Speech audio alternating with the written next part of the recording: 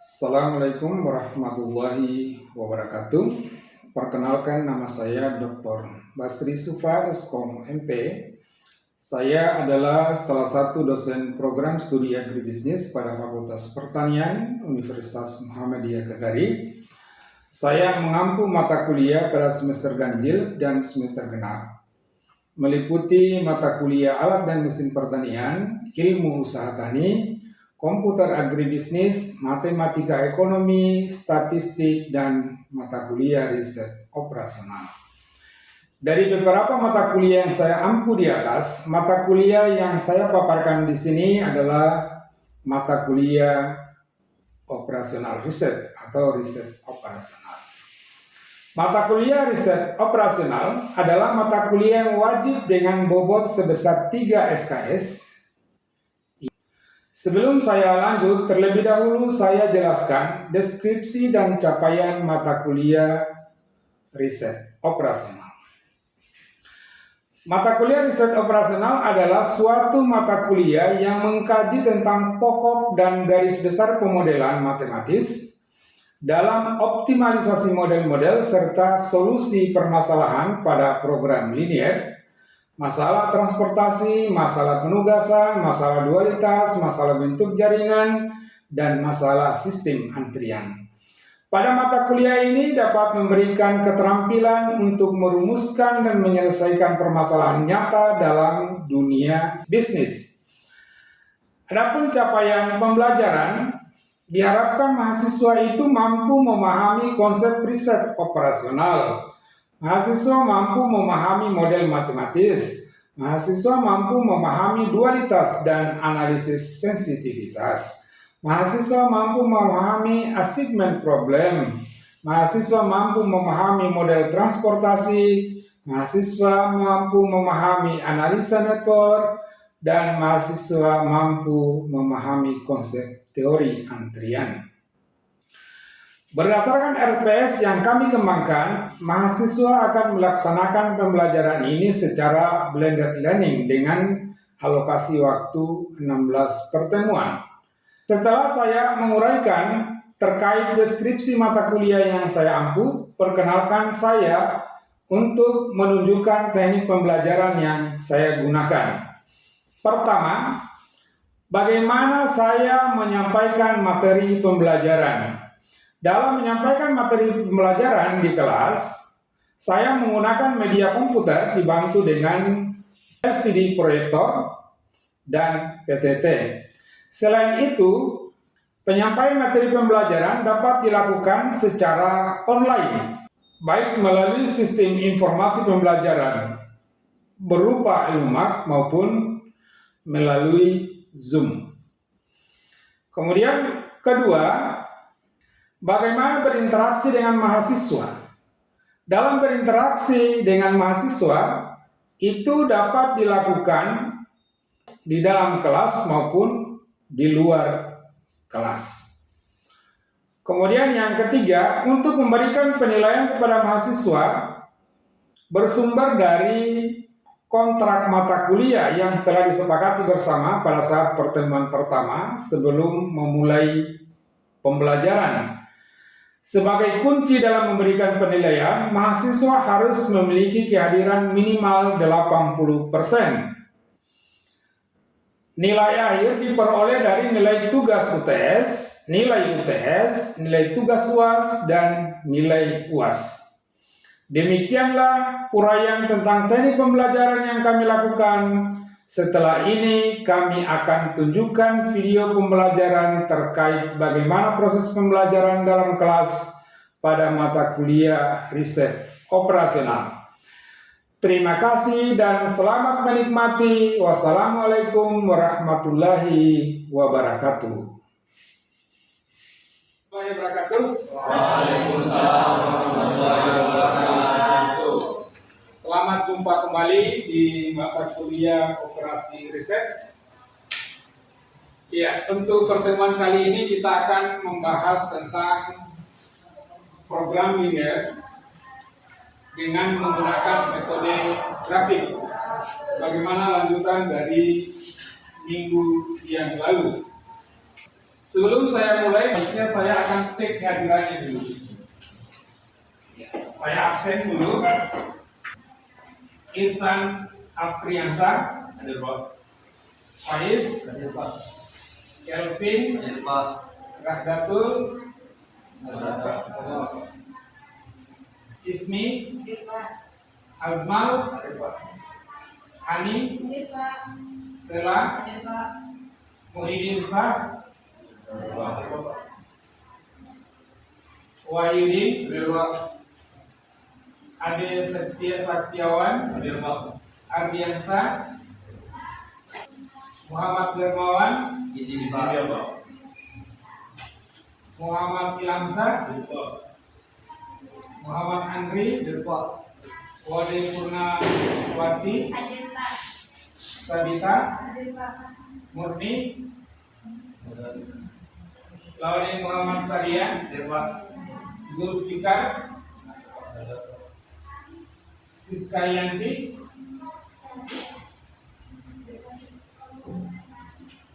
Nova Mahdayanti,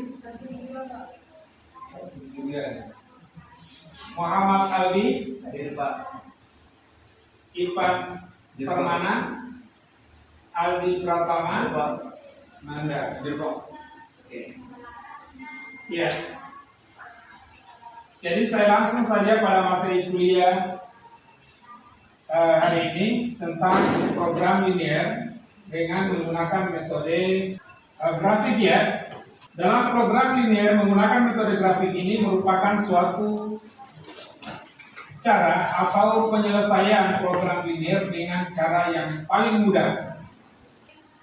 Diketahui bahwa program linear itu adalah salah satu model matematika yang digunakan untuk menyelesaikan masalah optimasi, ya, yaitu dengan cara memaksimumkan atau meminimumkan fungsi tujuan. Jadi tergantung dari masalah itu.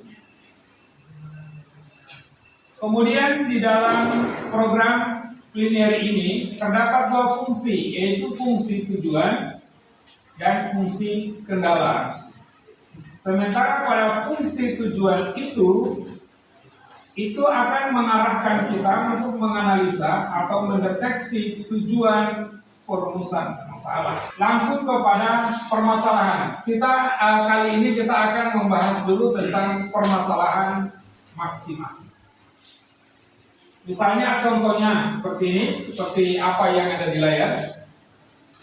Contoh tadi akan dibuat atau disederhanakan ke dalam bentuk tabel seperti yang kita lihat di sini. Pertama kita harus menentukan dulu jenis bahan baku dan tenaga kerjanya. Diketahui bahwa jenis bahan bakunya itu adalah buah melon dan buah alpukat. Sementara untuk waktu pengerjaan di dalam membuat jus melon maupun alpukat itu sudah ditentukan juga di situ. Kalau jus melon itu membutuhkan 2 jam, jus alpukat itu membutuhkan 3 jam, dan seterusnya ya. Buah alpukat untuk jus melon dia tidak menggunakan, sementara pada jus alpukat itu digunakan sebanyak 2 jam. Ya. Sementara tenaga kerja yang melakukan jus melon itu sebanyak 2 orang, pada jus alpukat sebanyak 1 orang. Waktu yang disediakan adalah untuk buah melon itu sebanyak 60 kg. Itu persediaan yang akan dilakukan ya. Jadi bahan baku yang tersedia itu 60 kg. Sedangkan buah alpukat itu 30 kg. Dan jumlah tenaga kerja kalau dihitung di dalam proses ini maka sebanyak 40. Antara dari kedua jenis produk ini memberikan keuntungan sebesar 40 juta untuk jus melon dan 30 juta untuk jus alpukat.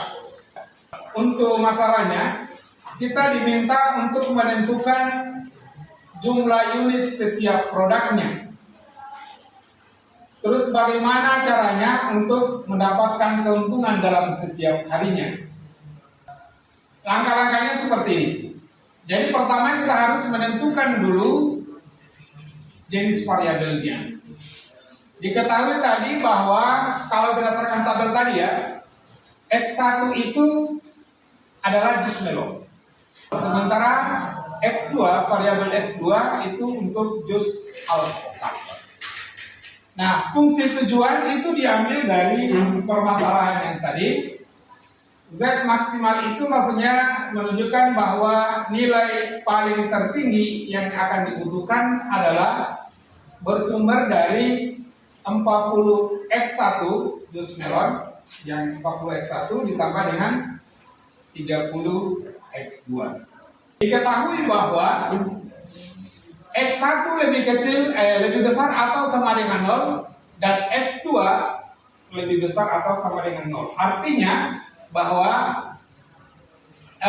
baik x1 maupun x2 itu tidak boleh bernilai negatif. Langkah selanjutnya kita diminta untuk membuat grafik. Kita membuat grafik itu kita ambil berdasarkan fungsi kendalanya masing-masing. Kita lihat fungsi kendala pertama. Ya, fungsi kendala pertama itu 2x1 ditambah 3x2 sama dengan 0. Jadi langkah pertama, dimisalkan x1 itu sama dengan 0. X1 sama dengan 0. Kemudian X2-nya ya. Jadi kalau kita mencari X2 adalah 60 per 3 sama dengan 20. Nah, jadi kita temukan fungsi pertama. Kalau kita membuat grafik, kita umpamakan begini. Ya, ini garis sumbunya. Anggaplah ini sumbu X1, ini sumbu X2. Tadi yang kita peroleh X2-nya itu adalah 20, berarti sekitar di sini. Iya kan? Ya, sekarang kita misalkan X2-nya itu sama dengan 0. Jadi di sini kita peroleh titiknya itu adalah 0,20.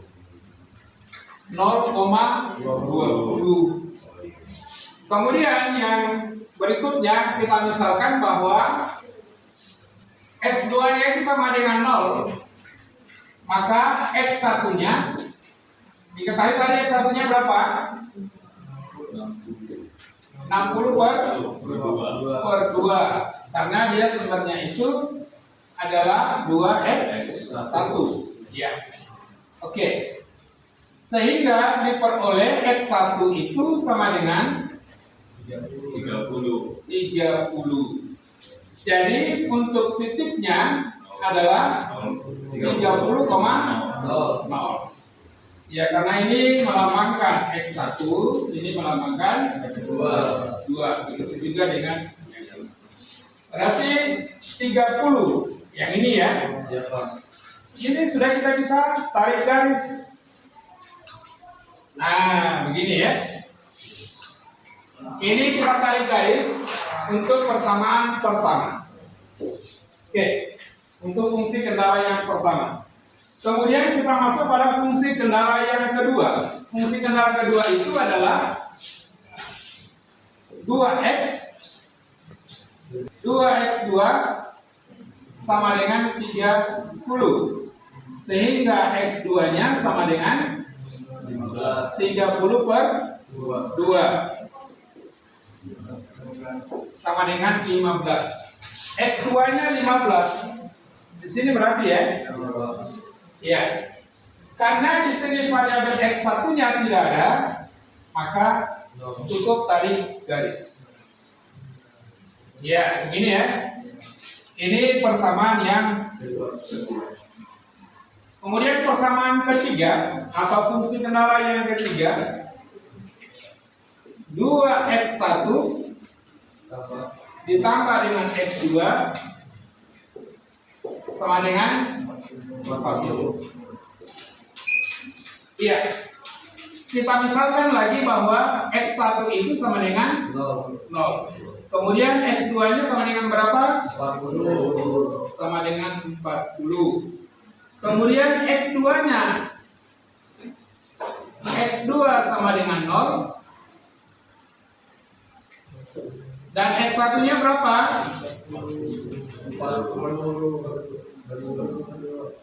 40 bagi 2. Karena 2X1 ya. Ini sama dengan berapa? 20. Iya, ini titiknya adalah 0,40. Ini titiknya adalah 20,0. Jadi untuk X2-nya 40, kemudian X1-nya berapa X1-nya? 20, sekitar sini ya.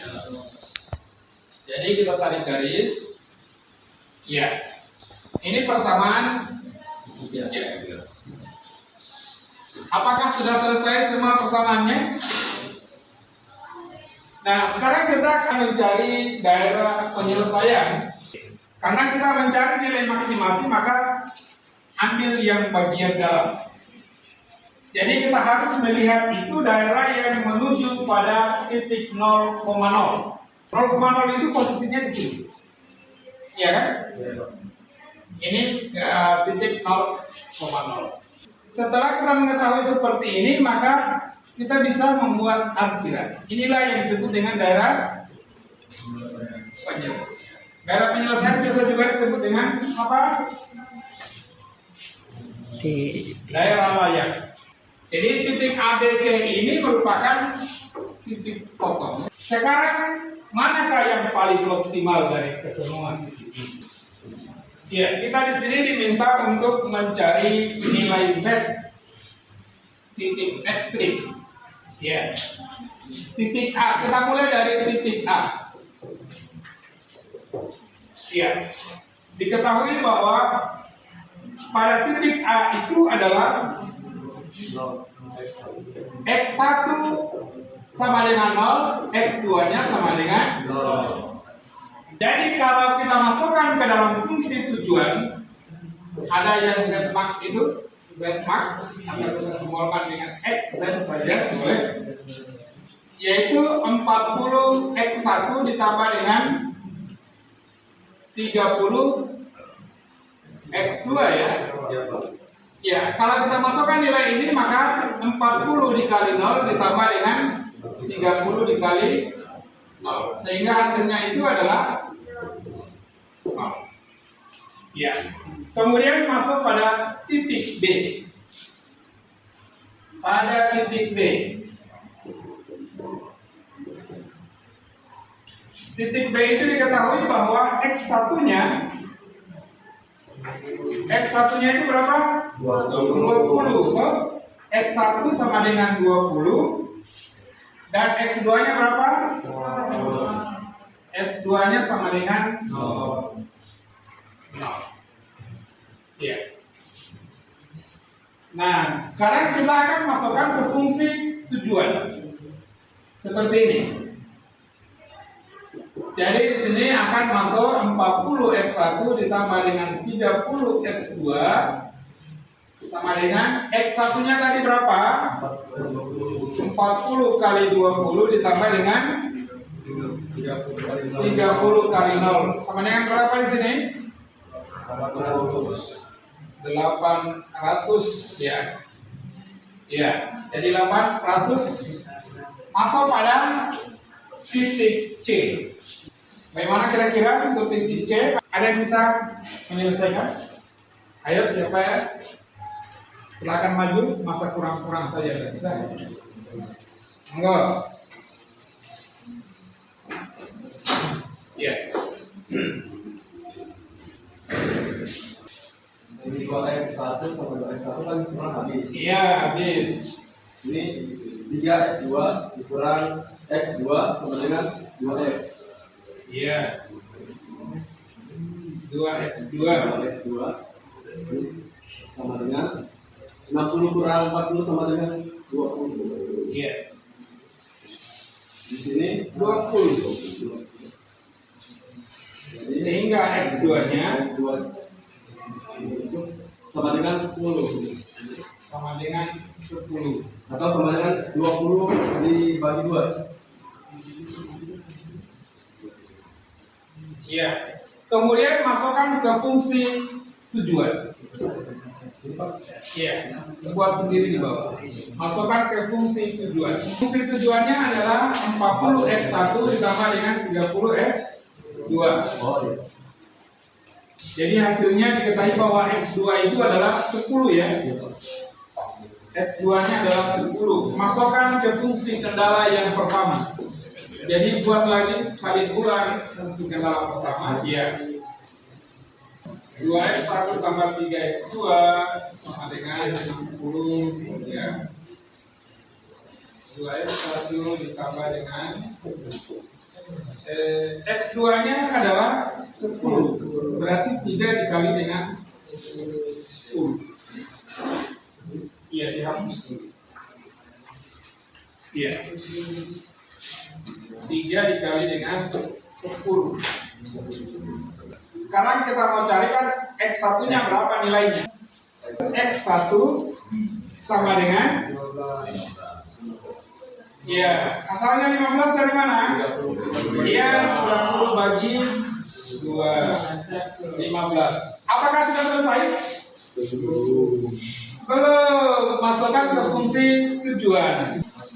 X2-nya sudah diketahui, X1-nya juga sudah diketahui. Tinggal dimasukkan saja. Ya, ini kan sama dengan Z max 40x1 ditambah dengan 30x2. Itu fungsi tujuan, kan?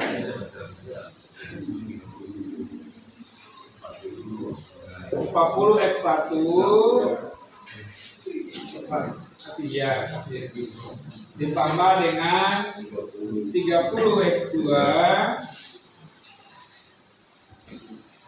ya. X1-nya itu adalah 15. 40 dikali dengan 15 ditambah dengan 30 dikali 10 sama dengan berapa itu? Bantu hitung. 40 kali 15 600 ditambah dengan 30 kali 10 300 sama dengan berapa? 900. Sehingga titik C itu kita peroleh adalah 900. Dia sudah selesai. Ya. Kemudian titik D. Siapa yang bisa kerjakan titik D? Diketahui titik D itu adalah berapa dia?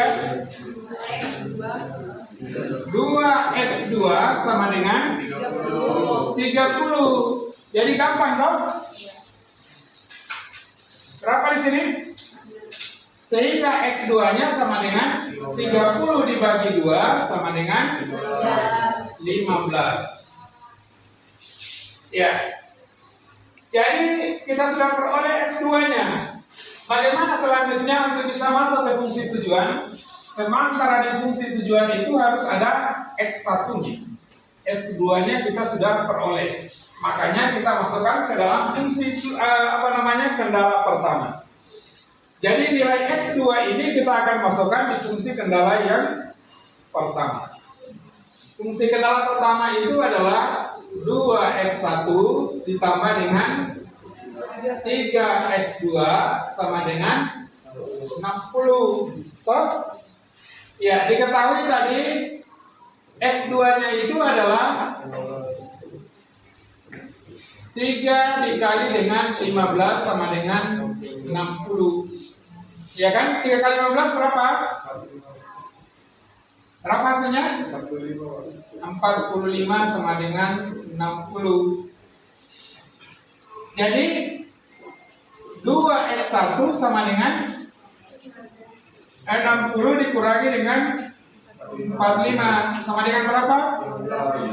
15. 2x1. Sehingga x1-nya berapa? 15 per 2 sama dengan berapa? 7,5. Apa berarti ya? Sekarang x1-nya sudah kita temukan, x2-nya juga sudah ditemukan, masukkan kembali ke dalam fungsi tujuan. Diketahui tadi fungsi tujuannya itu adalah 40 X1 ditambah dengan 30 X2. X2-nya kita sudah peroleh 30 kali 15. Kemudian X1-nya kita sudah peroleh 40 dikali dengan 7,5. Berapa hasilnya itu? 40 kali 75 berapa? 300. Berapa di sini? 300. Di sini berapa? 450. Ya. Berapa kita peroleh di sini? 750. Ya, ini titik apa? Titik D tadi ya. Titik D. Sekarang titik E. Pada titik E itu adalah berapa di situ? 15. Iya, X2-nya itu sama dengan 15. Tahu? Berarti X1-nya adalah 0.